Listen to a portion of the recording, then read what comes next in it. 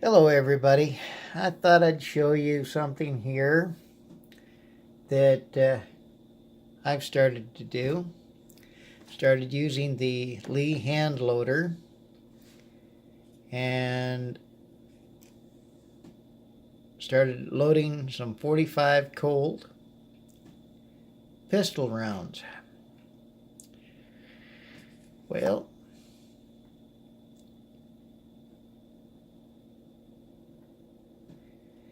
the first experiments I did were dummy rounds. They have no primer in them. Give that focus. There it goes. And I wanted to make sure I could get the bullet to seat right, because the first one I put way down past the crimping line. Come on, focus, you cotton picker. There we go. Let's focus. There we go. It's down past the crimping line. So I'm glad that's a dummy round. It will never be used or fired. But the next two I got back to the crimp line and got them seated right. So those are the dummies. Now they'll probably sue me for being politically incorrect. Oh my, you're going to hurt those bullets' feelings. They're going to cry. And these are live rounds that I loaded. I used the Trail Boss powder because I've been hearing it's the easiest for beginners to use. And being I'm a beginner, I definitely wanted to start out and do something that would be easy.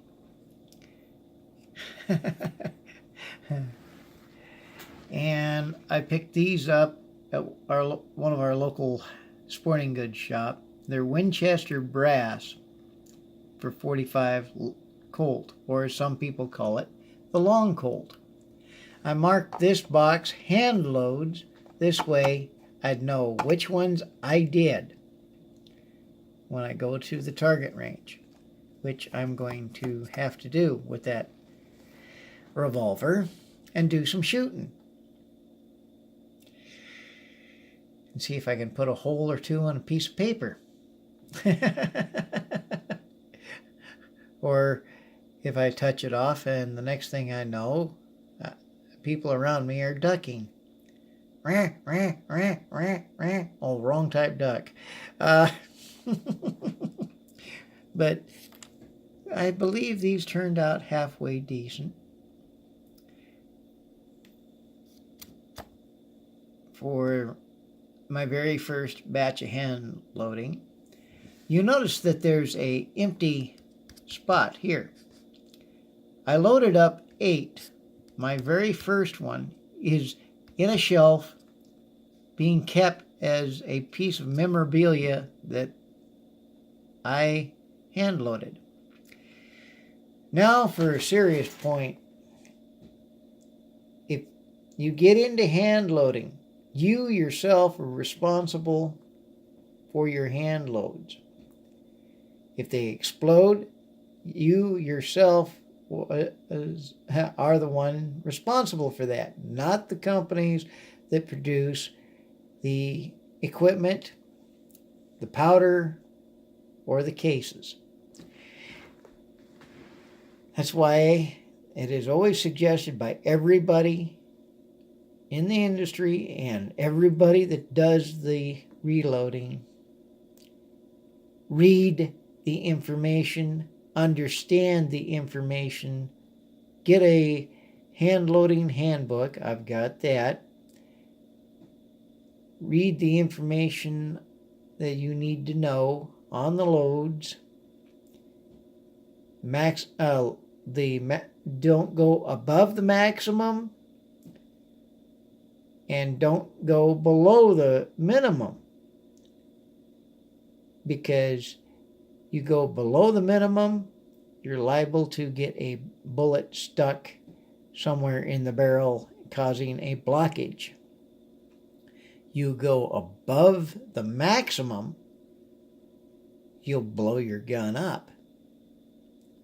And nobody wants that.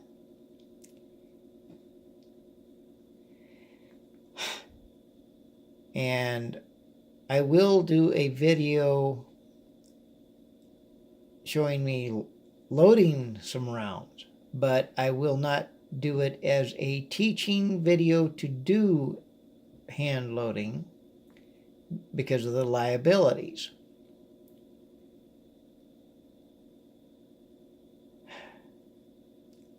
If you get into hand loading, read the information that is available.